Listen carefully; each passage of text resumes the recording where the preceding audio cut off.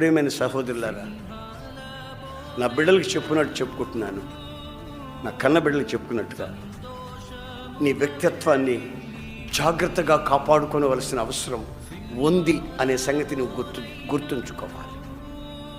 పాపం నీకు బానిసవై పాపములో నీ కొనసాగుతున్నావా, లేక తొట్టులను నీ బతుకులో హిమమోలే నీ జీవితాన్ని కడుక్కుని ఏదియో మరుగు కాకుండా ఆయన కొరకు పవిత్రమైన జీవితం చేయాలని ఆశిస్తున్నాం.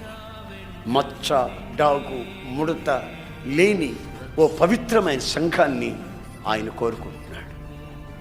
అందుకని ఆయన యవ్వన ప్రాయమందు 33.5 సంవత్సరాల వయసప్పుడే నిండు యవ్వనంలో ఆయన నిండు రక్తాన్ని, పవిత్రమైన రక్తాన్ని